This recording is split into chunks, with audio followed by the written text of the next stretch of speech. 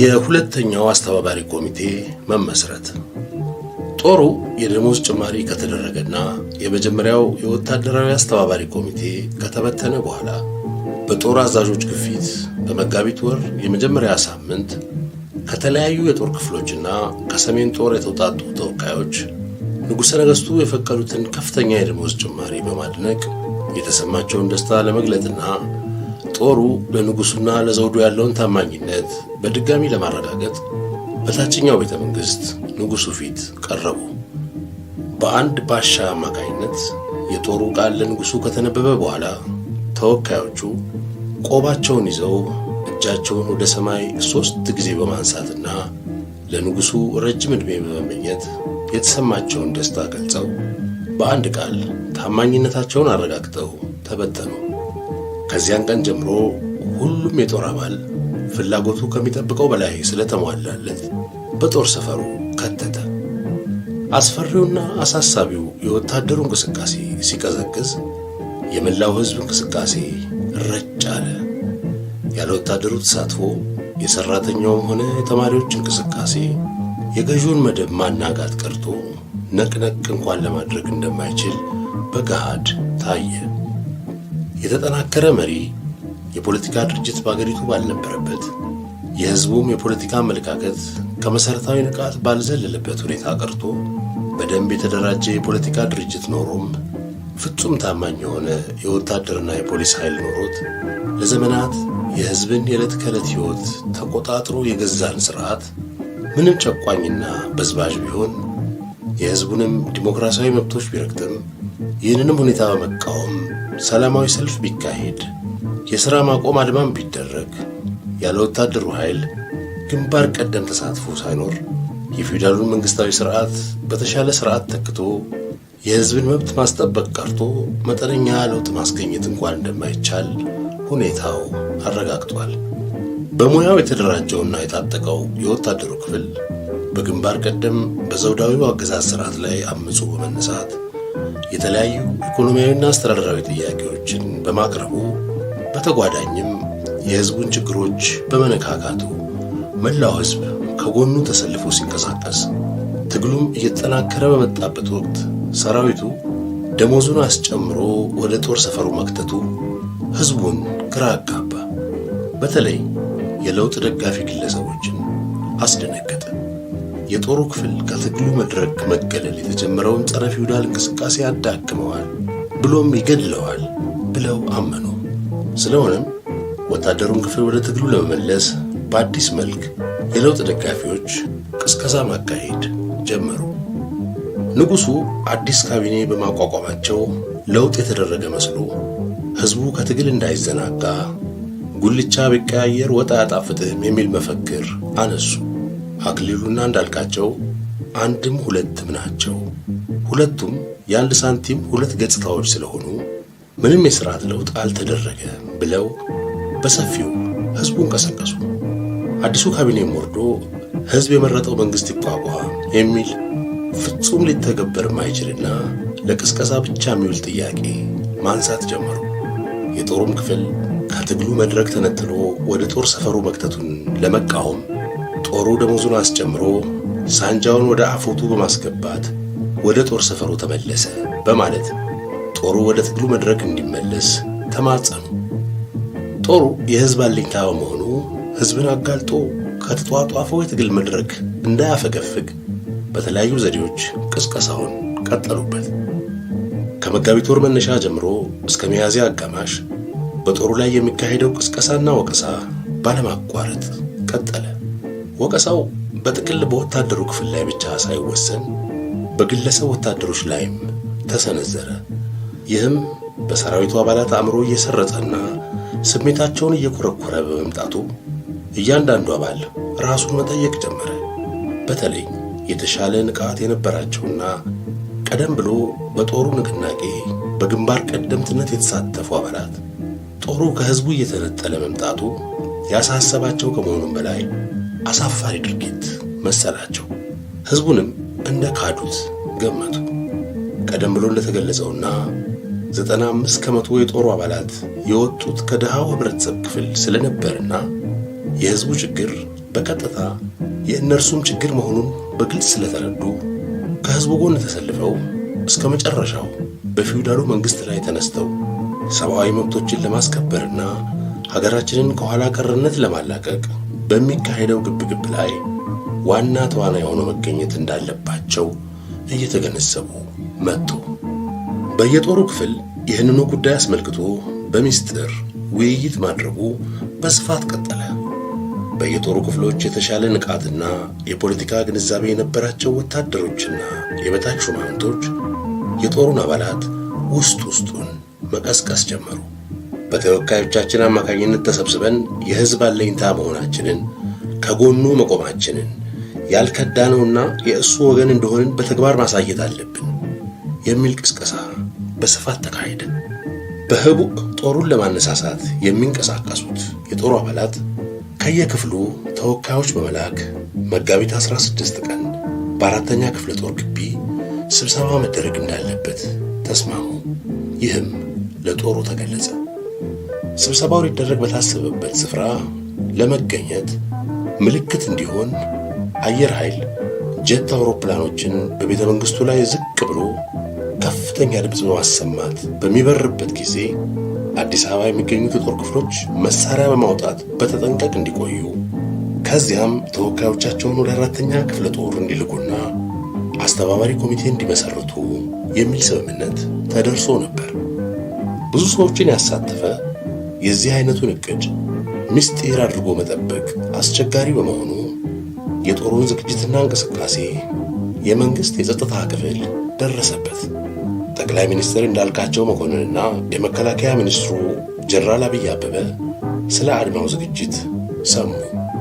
የልጅ እንዳልካቸው የቅርብ ዘመድና የአየር ወለድ አዛዥ የነበሩት ኮሎኔል ያለምዘውድ ተሰማ የእንዳልካቸውን መንግስት ለማጠናከር የአየር ወለድን ጦር አባላት በመጠቀም ማንኛውንም ጸረ መንግስት ንቅናቄ ለማክሸፍ ኃላፊነት የተሰጣቸውና አደራም የተቀበሉ ስለነበሩ በአየር ኃይል ላይ አስፈላጊውን እርምጃ ወስደው አድማውን እንዲያመክኑ በጀነራል አብይ አበበ በኩል ትዕዛዝ ተሰጣቸው።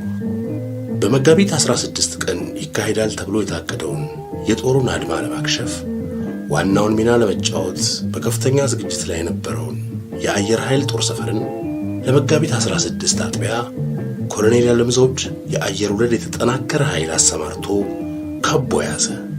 የአየር ወለድ ጦር ከቀላል እስከ ከባድ መሳሪያ የታጠቀ ሲሆን የአየር ኃይል ሰራዊት ግን ምንም ትጥቅ ስላልነበረው የአየር ወለድ ጦር የአየር ጣቢያውን ሲቆጣጠር ምንም መሰናክል አልገጠመውም ነበር። ጠዋት የአየር ኃይል አባላት ወደ ሥራ ቦታቸው ሲመጡ በሻምበል አብይ ኑርና በመቶ አለቃ ስለሺ በየነ የሚመራው የአየር ወለድ ጦር ወደ ሰፈራቸው እንዳይገቡ አገዳቸው። እንገባለን አትገቡም የሚሉ ውዝግብ ተነሳ። የታጠቀው ኃይል በመሳሪያ እያስፈራራ አባረረ። ምንም አይነት በረራ እንዳይደረግም ታገደ። ውዝግቡ እየተካረረ በመምጣቱ የማይፈለግ ግጭት ይነሳል በሚል ስጋት የመከላከያ ከፍተኛ ባለስልጣን ደብረ ዘይት ድረስ መጥተው በመኮንኖች ክበብ መኮንኖቹን ሰብስበው ስለተወሰደው እርምጃ ለማስረዳት ሞከሩ። የሰራዊቱ አባላት ግን ሳይቀበሏቸው ቀሩ። ከበባው ይነሳልንና ስራችንን እንቀጥል የሚል ጥያቄ ብቻ አቀረቡ። በእቅዱ መሰረት በአዲስ አበባ የአውሮፕላኖች በረራ ባለመደረጉ የታሰበው የጦር ንቅናቄ ከሸፈ። ይቋቋማል ተብሎ የነበረውም ኮሚቴ ሳይቋቋም ቀረ። የአድማው እቅድ መክሸፉ ከተረጋገጠ በኋላ ከበባው ተነሳ። ከዚያም መደበኛው ሥራ ቀጠለ። አንድ የአየር ወለድ ቡድንም በየጦር ክፍሉ እየተዘዋወረ አየር ኃይል አዲስ አበባን ለመደብደብና ሕዝቡን ለመጨረስ እቅድ ስለነበረው ይህንን እቅዱን ለማክሸፍ የጦር ሰፈሩን ለመክበብ ተገደናል እያለ ገለጻ አደረገ። በመንግስት ላይ ሰራዊቱን በአድማ ለማነሳሳት አስተባብረዋል፣ አመራርም ሰጥተዋል ተብለው የተጠረጠሩ 28 የጦር አባላት ከአዲስ አበባ ልዩ ልዩ ክፍሎችና ከአየር ኃይል አድማው በከሸፈ በማግስቱ ከየቤታቸውና ከሥራ ቦታቸው እየተለቀሙ ታሰሩ። በዚያን ወቅት ከታሰሩት አባላት መካከል ሻምበል ተከስተ አባይ ከማዕከላዊ ዕዝ፣ የ10 አለቃ ነጋሽ ዋቀዮ ከማዕከላዊ ዕዝ፣ የ100 አለቃ ዳዊት ገብሩ ከማዕከላዊ ዕዝ፣ ወታደር ሞላ ዘገየ ከማዕከላዊ ዕዝ ሻምበል ወርቁ ቸርነት፣ የአስር አለቃ እሸቱ ወልደሰንበት፣ ወታደር ወርቁ ጋዲሳ፣ ወታደር ዜና ደጉ ከአራተኛ ክፍለ ጦር፣ ማስተር ቴክኒሻን አበባ አረጋ፣ ማስተር ቴክኒሻን ቢላል ዲዳ፣ ማስተር ቴክኒሻን ደጀኔ ደምሴ፣ ማስተር ቴክኒሻን ጌታቸው ገብረየስና ማስተር ቴክኒሻን ሳምሶን ድሪስ ከአየር ኃይል ይገኙበታል። ኮሎኔል ያለም ዘውድ ይህንን ምስጢራዊ ንቅናቄ ያስተባብራሉ ተብለው የጠረጠሯቸውን የጦር አባላት በማሰራቸውና ለጊዜውም ቢሆን ስብሰባው እንዳይካሄድ በማድረጋቸው በልጅ እንዳልካቸውና በንጉሱ ክብርና ሞገስ አገኙ። 500 ካሬ ሜትር የከተማ ቦታና ትልቅ መኖሪያ ቤት ሊያሰራ የሚችል የገንዘብ ስጦታ ተደረገላቸው። በኮሎኔል ያለም ዘውድ የተወሰዱት እርምጃዎች ለጊዜው በጦር ውስጥ የሚካሄደውን እንቅስቃሴ ያዳከመው ቢመስልም በተቃራኒው አጋጋለው። ከየክፍሉ እየተለቀሙ የጦሩ አባላት በመታሰራቸው መላውን ሰራዊት አስቆጣ። የተወሰኑ አስተባባሪዎች የታሰሩ ቢሆንም ዋና ዋናዎቹና በጦሩም ተወዳጅነትና ተሰሚነት የነበራቸው የጦሩ አባላት መንግስት በወሰደው እርምጃ በመበሳጨትና በማዘን በይፋና በህቡ በተስፋፋ መልኩ ቅስቀሳ ማካሄድ ጀመሩ። ከጦር ውጭ የሚገኙ ለውጥ ፈላጊዎችም በበኩላቸው ትግሉ እንዳይዳፈን የሰራዊቱን አባላት መጎትጎታቸውን ቀጠሉ። የዚህ አይነቱ ቅስቀሳ ባለማቋረጥ ለ1 ወር ያህል ስለተካሄደ የጦሩ እንቅስቃሴ መቀጠል እንዳለበት በሁሉም ዘንድ ስምምነት ተገኘ። የጦሩ አባላትም ለተግባራዊነቱ ተንቀሳቀሱ። ሻለቃ አጥናፉ አባተና በአራተኛ ክፍለ ጦር የሚገኙ አንቀሳቃሽና አነሳሽ የነበሩ አባላት ከሌሎች የጦር ክፍሎች ታጋዮች ጋር በመመሳጠርና በመስማማት ከ1 ወር በፊት ይመሰረታል ተብሎ የታሰበውን አስተባባሪ ኮሚቴ መልሰው ማቋቋም እንዳለባቸው ተስማሙ።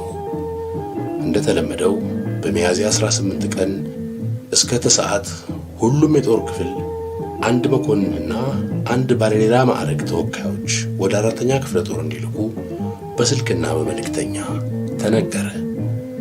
ዋናው አስተባባሪና ቀስቃሽ የነበሩት ሻለቃ አጥናፉ አባተ በአዲስ አበባ የተለያዩ ክፍሎች እየተዘዋወሩ በአገራችን ለውጥ መምጣት አለበት፣ ለውጡንም የማምጣት ኃላፊነት የተጣለው በሰራዊቱ ላይ ነው። ከዚህ በፊት የከሸፈውን ንቅናቄ ከግቡ ማድረስ ይኖርብናል። ስለዚህ በዛሬው ቀን ስብሰባ ስለምናደርግ ተወካይ እንድትልኩ እያሉ ባስተላለፉት መልእክትና በስልክም በተነገረው መሰረት በሚያዝያ 18 ቀን ከሰዓት በኋላ ከየጦር ክፍሉ ተወካዮች ወደ አራተኛ ክፍለ ጦር መምሪያ ግቢ መምጣት ጀመሩ።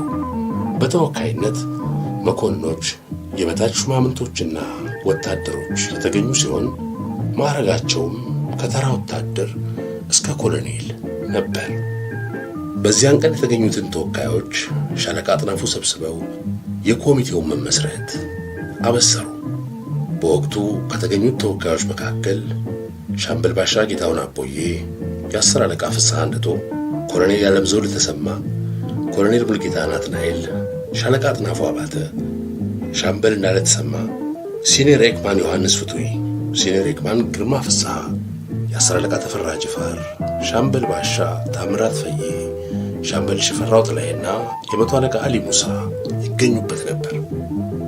በአዲስ አበባ የሚገኙት የሰራዊቱ አባላት ጸረ መንግስት ንቅናቄ ባካሄዱ ቁጥር አራተኛ ክፍለ ጦር ጠቅላይ መምሪያን እንደ ማዕከል አድርገው የወሰዱበት ምክንያት የሚከተለው ነበር።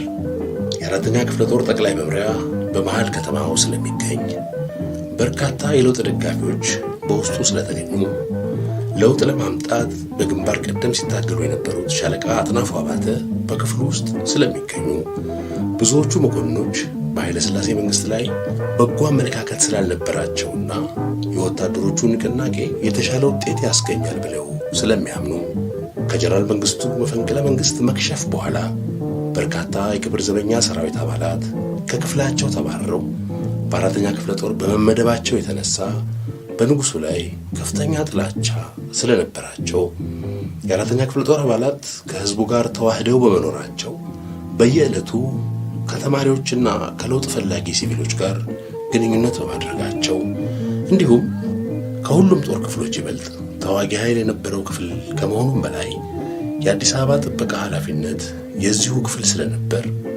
4ኛ ክፍለ ጦር የአብዮታዊ ትግል ደጋፊ እንዲሆን ሁሉም ተራማጅ ኃይል ትኩረቱን በዚሁ ክፍል ላይ በማሳረፉና በሌሎችም ምክንያቶች ነበር። የኮሚቴው መቋቋም በሁሉም የጦር ክፍሎችና በአዲስ አበባ ሕዝብ እንደተሰማ የጦሩና የሕዝቡ ትኩረት በ4ኛ ክፍለ ጦር ላይ አረፈ። የመከላከያ ሚኒስቴር አባሎች ለኮሚቴው መቋቋም ድጋፍ ለመስጠት የሥራ እንቅስቃሴውንም ለመከታተልና ውጤቱንም ለማወቅ ሥራ አቆሙ። በተመሳሳይ ሁኔታም የተለያዩ የጦር ክፍሎች በኮሚቴው ላይ አደጋ እንዳይጣል በተጠንቀቅ ቆዩ። ኮሚቴው ተቀዳሚ ተግባር አድርጎ የተነሳው ከዚህ በፊት ተቋቁሞ የነበረው ኮሚቴ ያሰራቸውንና ንጉሡን አምኖ እንዲቀጧቸው የሰጣቸውን ግን በማግስቱ የተፈቱትን የቀድሞ ካቢኔ ሚኒስትሮችንና ሌሎች ከፍተኛ ባለስልጣናትንና ጀነራል መኮንኖችን ማሰር ሲሆን ከዚህ በተጨማሪ የሚከተሉትን ጥያቄዎች ለማቅረብ እንደተዘጋጀ ለጦር ክፍሎች ሁሉ በቴሌግራም አሳወቀ። አንደኛ፣ አዲሱ ካቢኔ በማንኛውም መመዘኛ ከተሰናበተው ካቢኔ ምንም ልዩነት ስለሌለው በአስቸኳይ ፈርሶ በሕዝብ የተመረጠ አዲስ ካቢኔ እንዲቋቋም። ይህ ጥያቄ በተማሪዎችና ለውጥ ፈላጊ በሆኑ የተማሩ ግለሰቦች ሲነሳ የነበረ የመቀስቀሻ መፈክር እንደመሆኑ በዚህ ኮሚቴ እንደ ጥያቄ ሆኖ መቅረቡ የሚያመለክተው ነገር ቢኖር አብዛኞቹ የኮሚቴው አባላት በቀጥታም ሆነ በተዘዋዋሪ መንገድ የመንግስት ለውጥ እንዲደረግ ፍላጎት ከነበራቸው ግለሰቦች ጋር ግንኙነት እንደነበራቸው ነው። በተለይ ሻለቃ አጥናፉ አባተ በዩኒቨርሲቲ በሚማሩበት ወቅት ከተማሪዎች ከመምህራንና ከለውጥ አራማጅ ግለሰቦች ጋር ግንኙነት በማድረግ የፊውዳሉን የአገዛዝ ብልሹነት አስመልክቶ ሰፊ ውይይት ከማድረጋቸውም በላይ ስርዓቱን ለመለወጥ ምን መደረግ እንዳለበት የሐሳብ ልውውጥ ሲያደርጉ እንደነበር ይገመታል። ይህም ባይሆን ሻለቃ አጥናፉ በንጉሣዊ አገዛዝ ላይ በነበራቸው ከፍተኛ ጥላቻ ስርዓቱ በሕዝቡ ላይ ይፈጽም በነበረው ብዝበዛና ምዝበራ፣ በዚህም የተነሳ ሕዝቡ ለረሃብና ርዛት መጋለጡን በቅርብ ስለሚያውቁት ለውጥ በአገራችን መምጣት አለበት፣ ለውጡንም ሊያመጣ የሚችለው የጦር ክፍሉ ብቻ ነው ብለው ስለሚያምኑ ባለማቋረጥ በግልጽም ሆነ በስውር በፊውዳሉ ስርዓት ላይ ሰራዊቱ አምጾ እንዲነሳ በመገፋፋትና አመራርን በመስጠት የተጫወቱት ሚና በቀላሉ የሚታይ አይደለም። ሁለተኛ፣ በየቀኑ እያሻቀበ የመጣውን የኑሮ ውድነት ሕዝቡ ሊሸከመው ከሚችለው በላይ ስለሆነ ለሰራተኛው ሕዝብ በሙሉ የደሞዝ ጭማሪ እንዲደረግ። ይህ ጥያቄ ደግሞ የተነሳው በሁለት ምክንያቶች ሊሆን እንደሚችል ግምት ተወስዷል። አንደኛው የጦሩ አባላት ከሕዝብ የወጡ በማንም ላይ ከሚፈጸመው በደል ያልተናነሰ በደል የሚደርስባቸው ከመሆናቸውም ባሻገር የሕዝቡ ችግር የእነርሱም ችግር መሆኑን ለማሳየትና የትግል አንድነትን ለመግለጽ ሲሆን፣ በሁለተኛ ደረጃ ጦሩ ደሞዙን አስጨምሮ ሕዝቡን በመክዳት ወደ ጦር ሰፈሩ ተመለሰ የሚለውን አባባል ለማስተባበል የታሰበ ይመስላል። ሶስተኛ፣ የመጋቢት ንቅናቄ ከከሸፈ በኋላ የአድማ መሪዎች ናቸው ተብሎ የታሰሩት የጦሩ አባላትና ሌሎች የፖለቲካ እስረኞች በአስቸኳይ እንዲፈቱ የሚሉና ሌሎችም ጥያቄዎች ነበሩ። የእነዚህ ጥያቄዎች መቅረብ የጦሩ አባላት አንድ ምርታ በመውሰድ ከኢኮኖሚያዊ ጥያቄዎች ወደ ፖለቲካዊ ጥያቄዎች በመሸጋገር ላይ መሆናቸውን ያሳያል።